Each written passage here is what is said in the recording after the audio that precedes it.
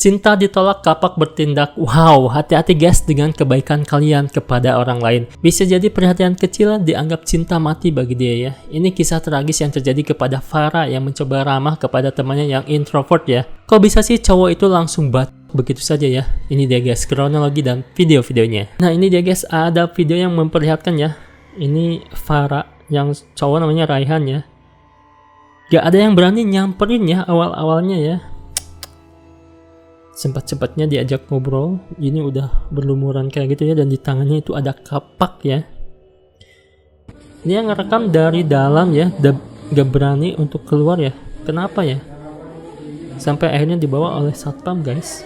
Ini katanya ada yang komen laki-laki sebanyak itu malah gak ada yang mau nolongin. Gimana mau nolongin? Mungkin takut itu kapaknya ya, harus sama pihak yang berwajib nih ya. Tapi yang anehnya sempet-sempetnya si cowok itu ngajak ngobrol ya, gak lari begitu saja ya. Ini bener-bener psikopat ya.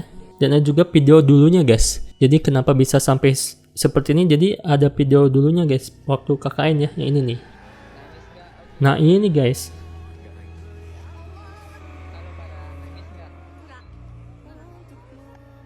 Wow. Satu grup bersama di KKN guys ini katanya ya. Ini Rehan Mufajar, pelaku pembacokan terhadap mahasiswi UIN Suskaryo, Faradila Ayu Pramesti ya. Jam 8:30 pagi ya.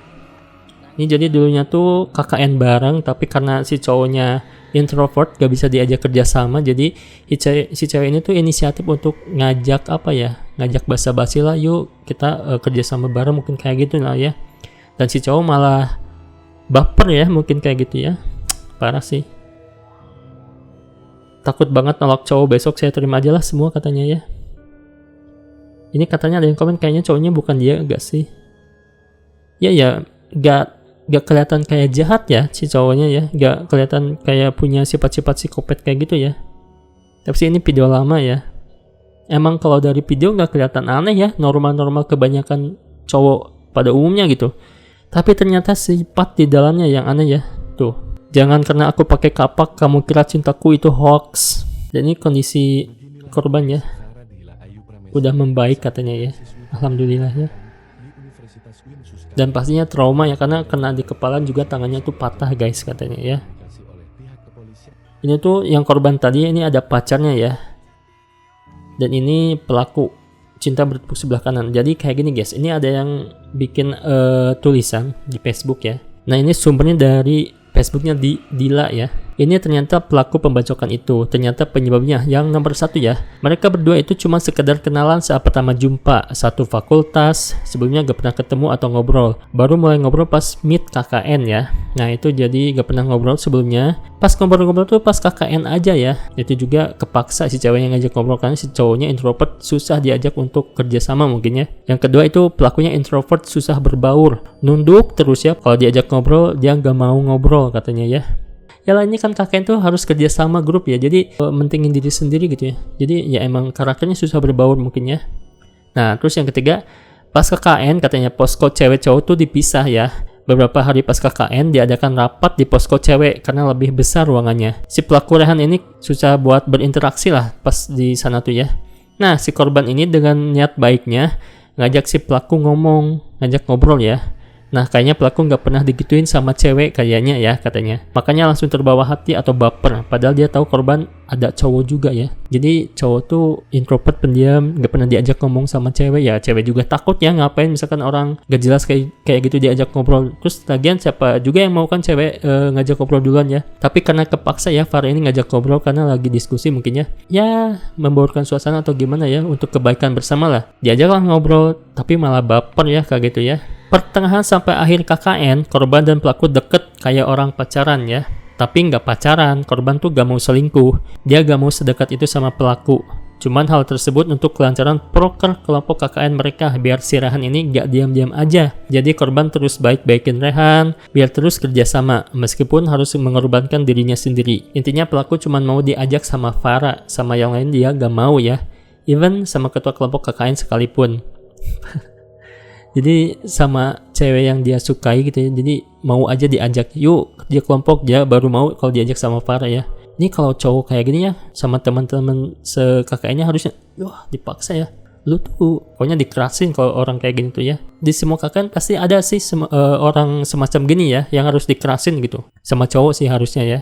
Nah berikutnya pas udah mau selesai KKN, pelaku mulai kelihatan bibit obsesnya ya. Dan korban juga udah gak nyaman. Pelaku mulai nungguin korban selesai kelas. Kayak benar-benar ngejar banget gitu. Dan korban udah coba kasih closure ke pelaku ya. Udah selesai KKN juga, masih tetap ngincer cewek ini ya. Padahal Farah ini udah punya cowok ya. Dan si Rahin ini juga tahu udah punya cowok, tapi ya ngedeketin aja kayak gitu ya. Nah ini puncaknya ya. Puncaknya di grup KKN, korban mengirimkan undangan sempro KKN tepat hari ini. Ternyata pelaku sudah menyusun rencana untuk melakukan yaitu ya pembocakan ya. Jadi dia tahu kabar dia tuh akan seminar proposal, dia datang sudah mempersiapkan kayak katanya ada kapak dan juga celurit ya. Orang lain mah dia bawa bunga atau apa gitu kan ya, untuk kalau udah deket lah, seenggaknya udah deket ngasih apa gitu kan ya. Dia malah bawa kapak ya. Pasti si Rehan udah tahu dia tuh udah ditolak mentah-mentah ya. Jadi ya udahlah, daripada sakit hati gitu kan, baru pertama kali dideketin cewek, ya udah dibocak aja ya. Dan ini pas ketangkap ya. Ini pas ketangkap sama satpam bajunya wah banyak itunya ya. Dia tetap diam aja, udah ditangkap diam aja kayak gitu ya. Kebayang pas lagi KKN dia juga kayak gini diam gitu kan ya. Diajak ngobrol pun gak mau sama satpamnya. Ya udah jangan diajak ngobrol, langsung aja dibawa ke itu ya, pihak berwenang. Dan ini ada komen-komenan juga ya. Disclaimer kak, saya introvert tapi saya masih bisa berbaur. Dan ya kayak manusia umum ya, walau kadang minder ya dan gak pede. Ya sih introvert gak segitunya ya. Ini mah katanya bukan kelainan. Ini mah kelainan kali. Kalau introvert doang sih sadar baik buruknya. Hanya aja lebih suka menikmati suasana tenang. Ya betul ya, ini mah lebih ke psikopat gak sih? Dia bukan introvert, lebih ke ansos alias manusia antisosial. Sakit sih pastinya ya anak ini ya. Katanya ini anak pasti sakit sih. Ya gak ngerti sih apa yang udah dilalui dia, tapi bodo amat lah ya. Manusia tuh harusnya bisa berubah gitu kan, harus berbuat baik ya, bukan seperti ini. Orang tua udah capek-capek ngulahin, tapi malah kayak gini gitu ya, malah mikirin cinta lah ibaratnya ya. Ini ada story pelaku malam sebelum kejadian katanya ya. My love is a flower in your hands. Cintaku adalah bunga di tanganmu. Terus ada bahasa Korea juga ya, ini adalah waktu kita. I'll give you something. Aku akan memberikanmu sesuatu yang tak terlupakan. Memberikan apa? Bunga? Ini malah diberikan kapak ya. Story pelaku. Nah ini video-videonya ya, tapi nggak tayang ya karena wah serem sih soalnya ya video-videonya. Di UIN ya.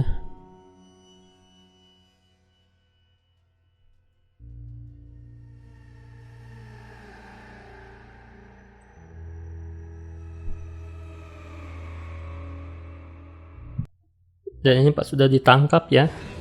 Dan katanya hukumannya 12 tahun penjara ya, karena ini berencana sih. Wow. Kuliah gak lulus, umur masih muda 21 tahun ya. Cinta ditolak gitu kan ya. Komplit banget, jadi pikirin lagi lah apa yang mau kalian perbuat tuh ya. Ya itu dia tadi kronologi Rehan membocak Farah ya. Ya jadi pelajaran buat kita ya untuk lebih berhati-hati dalam memilih teman ya. Karena kelihatannya baik-baik orangnya tapi belum tentu juga isi hatinya baik ya. Oke, terima kasih, jangan lupa untuk like, komen, dan juga share video ini, and see you again.